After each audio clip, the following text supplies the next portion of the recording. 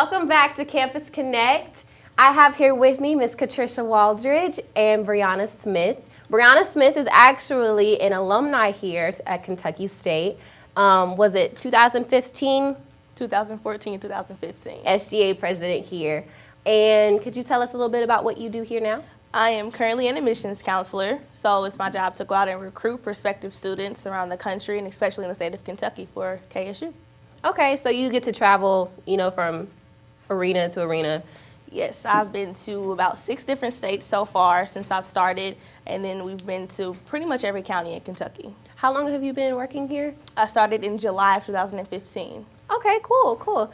And for you, Miss Katrisha, you work here as the program coordinator for external relations and I want to say development. Yes.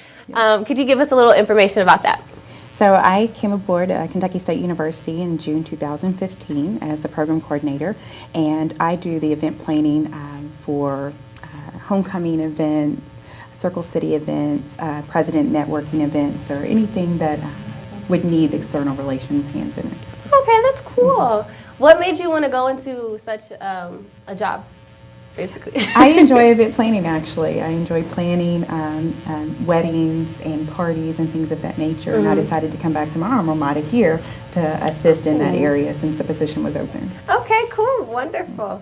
Okay, so we're going to be talking about hair and how it is perceived in the workplace. So if you could give me a little bit of, not information, but any of your ideas, Ms. Katrisha, about hair standards that you've noticed or the hair norm when you get into maybe like a non-Black owned business. Well, for instance, I worked at University of Kentucky before I came to Kentucky State, mm-hmm. and when I prepare for an interview with UK, I would make sure that my hair was straight, so I would flat iron my hair with maybe loose curls on the end for my interview. Just giving that predominantly the setting that I would be in, there may be one other African American at the table interviewing. Mm-hmm. So as appropriate, I would fix my hair appropriate.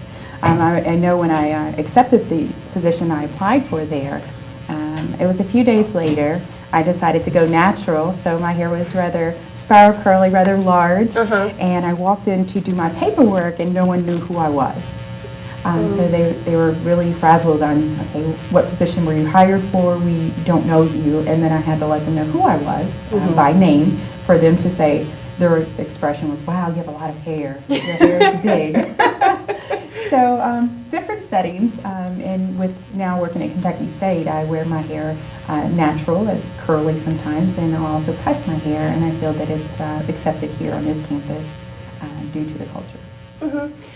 See, I can totally relate because I like to wear my hair straight, just because I can run my fingers through it a lot easier. Understandable. So when I do wear my hair natural, people look at me like, "Oh my gosh, are you the same person?" I'm like, "Yeah, I just got a lot of hair, a lot of hair." And so like I like to put my hair like different styles because it, like braids, for instance, it makes it so much easier to maintain.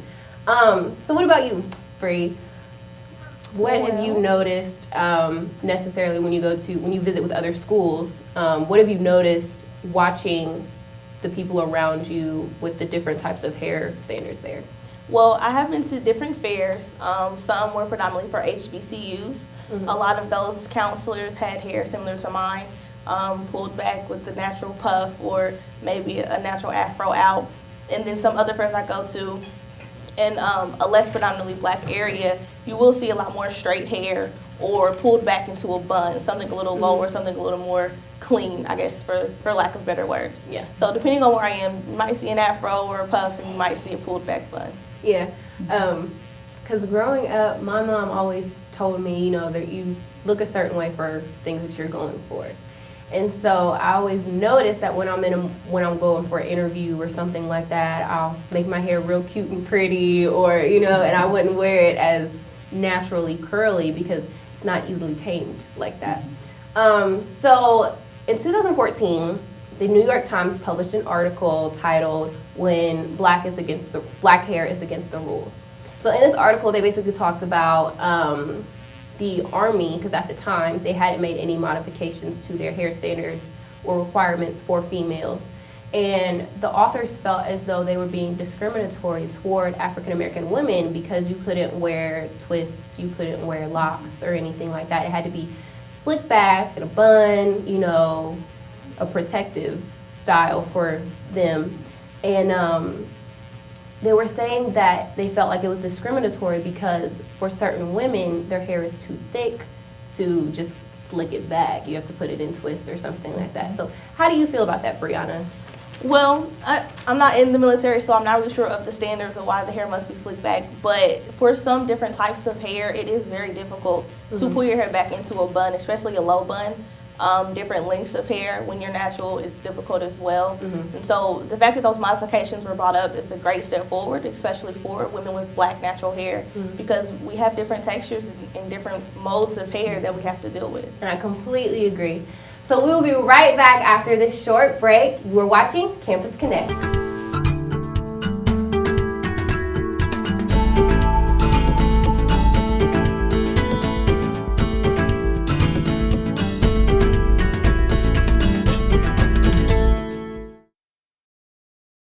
My name is Chris Grimes, and I am an assistant professor in the area of nutritional sciences for the College of Agriculture, Food Science, and Sustainable Systems. I'm also a state specialist for nutrition and nutrition education here at Kentucky State University.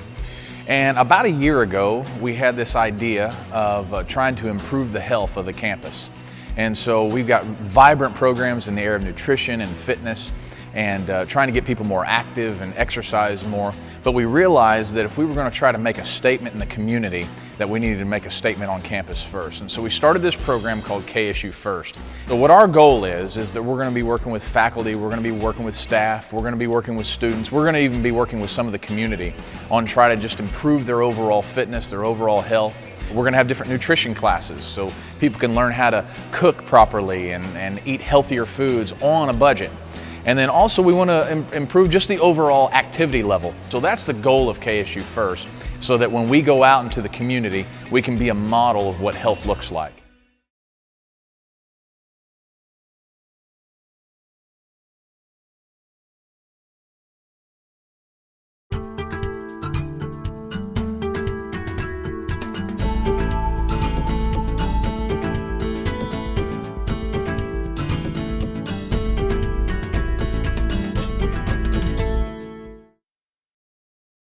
Hi, I'm Ken Bates. I'm a geospatial extension specialist here at Kentucky State University in the College of Ag, Food Science, and Sustainable Systems. And our program is to use GIS, Geographic Information Systems, as a tool for pretty much everybody on campus.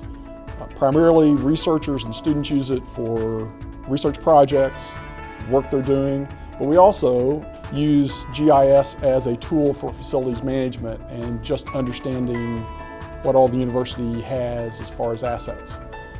Many of our research projects span everything from bee studies to mapping goat locations and goat movement in pastures.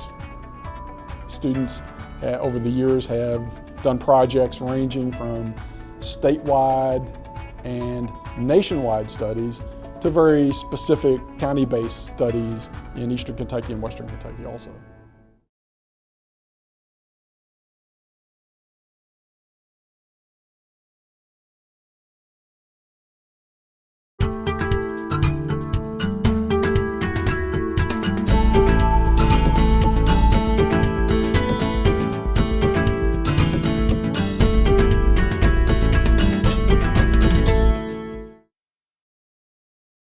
My name is Turquoise Brown Patterson. I'm a nutrition program assistant at Kentucky State University through the Expanded Food Nutrition Education Program. This is a federally funded program through the USDA, and the purpose of this program is to serve limited resource families and children and educate them on basic cooking skills, food safety, fitness, and also food resource management. Our overall goal at Kentucky State University is to serve the community by teaching healthier ways of living.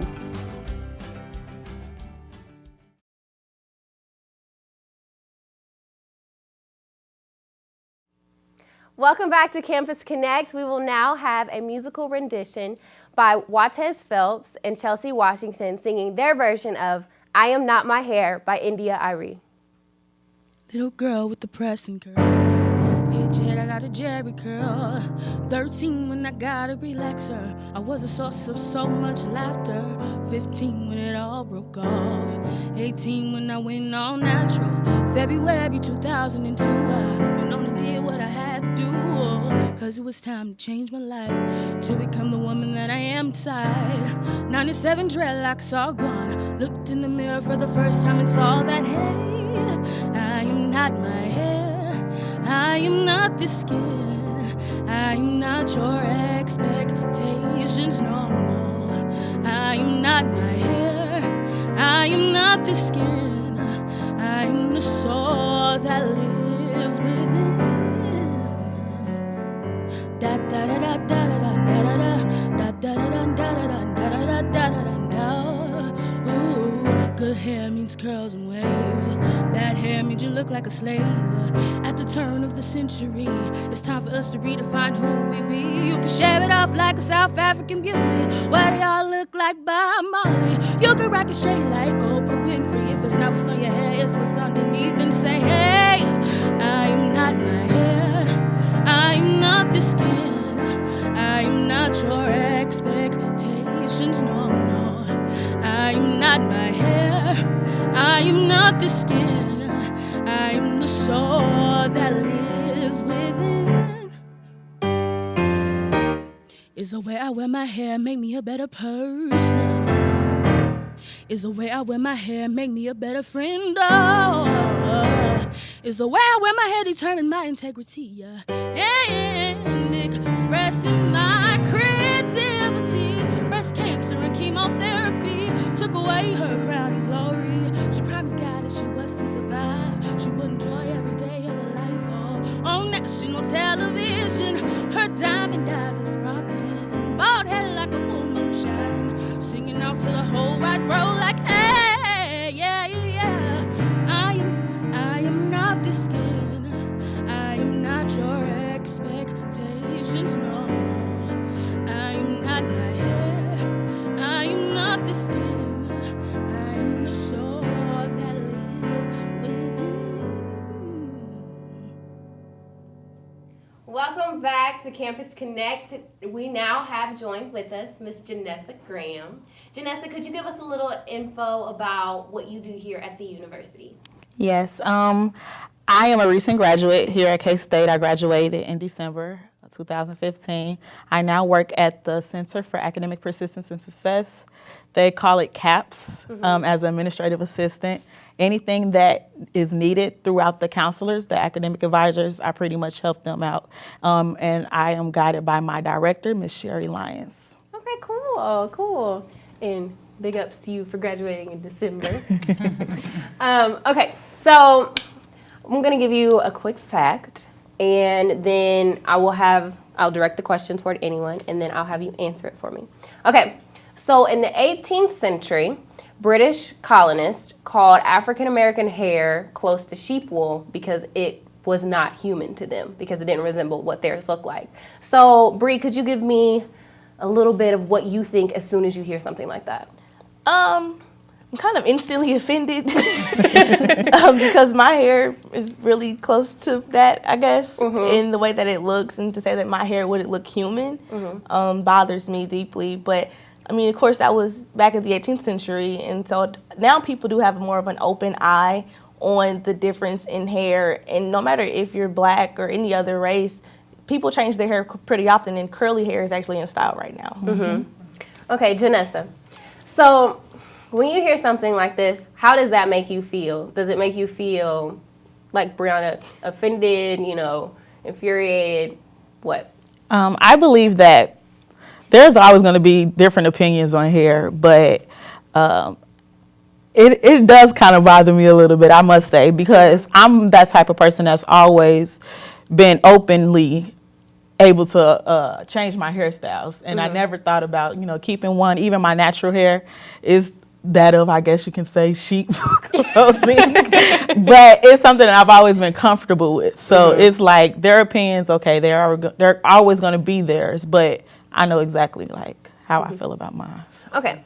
So as history went down the line, Europeans started to take over the Americas, and they would link those with hair that was closer to Europeans, which is straight, wavy, thin, slightly less coarse hair, with success. And if you had that type of hair texture, then they believed that you were able to be with the highest of society and perform what they felt was high class. So as we go down this line of history, we had Madam C.J. Walker make a very great contribution to the hair companies. She created the hot comb as well as developed the relaxer. Now, for those who don't know, the relaxer is something that has chemicals in it that loosens your wave, the curl, that makes it easier for you to straighten your hair. I, for one, am very big on perms. I love them. They make my life so much easier, especially as an athlete, because it makes it a lot easier for me to maintain my hair. When I sweat a lot, my hair curls up. It's just bad mess. So when people talk about that type of contribution, and some call it the creamy crack, they talk about it in a negative connotation because they feel that these chemicals and things in your hair are making it so much worse. And I've seen and heard people say that if you want to perm your hair or relax your hair, you're trying to make it seem more European, not that of your own. So, Miss Katrisha, have you ever had a perm or anything like that? Yes, actually, I had a perm. My first perm when I was 13. I lived with an all-white family at the time, and so I had what was an afro. And they didn't really know how to manage. So I was sent to an African-American boutique to get my hair done. And there I received my first perm at 13. Sadly to say, I continued to use it until 1997, my freshman year in college. And then I decided not to use perms anymore. So from noticing your hair seems a little thinner or finer in texture, how did that really work with your hair? It would make it more manageable. The perm itself, it was more manageable. I felt like it was something that was quick and easy versus the time. So now for me to have long, silky, I guess straight hair, you could say, it takes me anywhere from an hour and a half to 2 hours to get that look, rather than just a 45 minutes quick. Just slip through. And then rinse out and go. So what about you, Janessa? Have you ever had a perm, or are you natural? Definitely, I had a perm. I believe mine was my first perm. I think I was 8, and they used to have these box perms called Just For Me. Just For Me. And that was my first perm. And I actually decided to go natural like maybe about 4 years ago. And so it's probably been one of the best decisions I've ever made, actually. I actually enjoy it more than I did when I had the perm, even though it was more easier to manage. But I actually enjoy the process more. Okay. Wonderful. Okay, so we noticed that throughout history we had the Black Power movement. Woo. So that was our big naturalist first wave, where it was like, my black is beautiful. And lately, what have you noticed, Breana, with everything going on? Have you noticed more people wear their natural or something like that? I have. Throughout high school, there was a lot of straight hair, a lot of braids, things like that. And then as soon as I got to college, the natural wave just took over. And everybody had afros. Everybody had curls and twist outs. And it's just evolved over the years to where every corner you turn, you see more people with afros and puffs than you see with straight hair or even braids this time around. So as I've noticed that I've gotten some flack, for lack of a better word, about wearing my natural, because I've had people tell me that those that wear their natural, they're not trying to be themselves or things like that. How do you feel about statements such as these, Miss Katrisha? Wow. I feel that wearing your natural hair is an expression of yourself. And I don't think any one person can point at the other and say that oh, well, you're not being yourself, because this could go from African Americans to Caucasians on whether they dye their hair a different color or if we decide to wear our hair straight or in braids. So I think it's just an expression of themselves. And I think now with us going natural, more so in today's society, it's becoming more acceptable, and it's great for us to be able to be comfortable in our own skin of who we are and where we come from. I agree completely. So in the workplace, we'll say, do you feel more comfortable to wear your hair curlier when you are working here at the university? Or do you feel like sometimes, depending on the environment you go into, you should straighten your hair or make it more acceptable in that manner? Ms. Katrisha. I enjoy wearing my hair natural here at the university. I think it's very well accepted. However, when I'm going out to other businesses or PWIs or certain business meetings, I do feel that it's appropriate for me to flat iron my hair to make it straight. I know my course of hair is a little different because I'm biracial, so it can be a little bit more accepting in some areas because I have a spiral curl. But it sometimes doesn't get tamed, as you said earlier. It grows throughout the day. Yes, it becomes and gets its life of its own. It does. So I'm going to give you a couple little facts here. In 1999, civil rights groups, they protested the Hyatt Regency hotels because they had fired a worker, African-American woman, for wearing her hair in twists. And then again in the 80s, they also had a FedEx group. They let go a group of males because they had dreadlocks. And recently, we've had a couple times where little girls have been at school who wear their natural, and their parents, want them, to embrace their hair. But the school systems said that it was not acceptable. How do you feel, or where do you think the problem lies with something like this, Janessa? I honestly believe that it's something that society has pretty much put a picture or a photo on. It becomes a problem where people grow up. It depends on the type of environment that people live in or the families that are raised by. I come from a family where my mom, she's always been my cheerleader despite whatever I want to do. When I decided to do the big chop, she took me to the barbershop, said, okay, we're going to do this together. But it depends on what kind of family culture you do come from, though. I completely agree with you and your mom, because my mom's my biggest cheerleader with all of my hair endeavors. But thank you, ladies, for joining me today. So thank you for tuning in for another exciting episode of Campus Connect. Thank you, Janessa, Ms. Katrisha, and Breana for being with us. Hopefully, you will tune in next week for another exciting episode of Campus Connect. I am your host, Ileen Brown.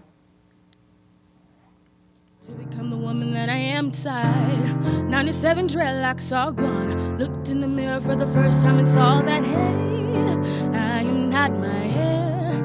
I am not the skin. I am not your expectations, no. I am not my hair. I am not the skin.